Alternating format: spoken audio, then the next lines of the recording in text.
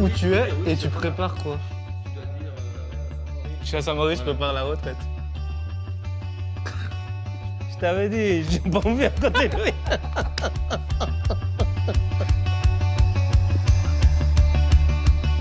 Je suis à Saint-Moritz avec Monsieur Tadé. On prépare le semi-marathon des championnats d'Europe à Rome. Tadé, c'est le vieux mais le leader quand même. Et après, il y a Mathias Kiburtz, nouveau marathonien. Il vient de faire 2h07 à Paris, pas mal. Et ensuite, Patrick Wegli de Fastest Pharma. Et moi, quatrième. Tadé, c'est une vraie princesse, il a besoin de 3 personnes. Je me prépare pour Rome et Paris. Rome, semi-marathon championnat d'Europe et Paris, Jeux olympiques.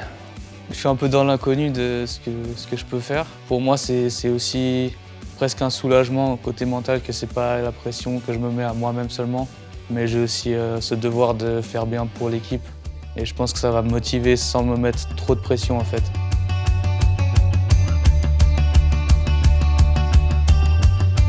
Je pense qu'on est tous ambitieux et on va essayer d'aller chercher des médailles si on peut. Ouais. C'est Tadé qui m'a appelé il y a 1 mois à peu près et il m'a convaincu de venir à Saint-Moritz s'entraîner ensemble pour les championnats d'Europe sur semi. J'étais un peu dans le flou sur quoi faire cet été et il m'a aussi vendu l'idée de faire ce semi par équipe et ça m'a bien motivé. Et puis peu importe où c'est, mais s'entraîner avec Tadé, c'est toujours un plaisir. C'est bien de ne pas être tout seul, puis discuter, puis entraîner ensemble. Plus que c'est plus des athlètes, ça motive d'être en groupe. Pour la séance, il y a Max qui nous a rejoint, le triathlète. Il y avait Luigi, le fameux Luigi, qui nous aide aussi un peu à vélo, qui s'occupe de nous.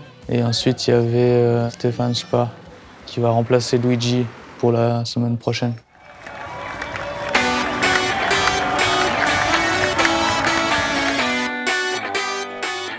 C'était vraiment génial, tout le parcours avec le drapeau suisse. Et je me sentais que je cours à la maison, quoi. Bon, j'espère à Rome aussi ce sera comme ça. J'étais le vainqueur par équipe et individuel. On a gagné, on était vraiment fiers.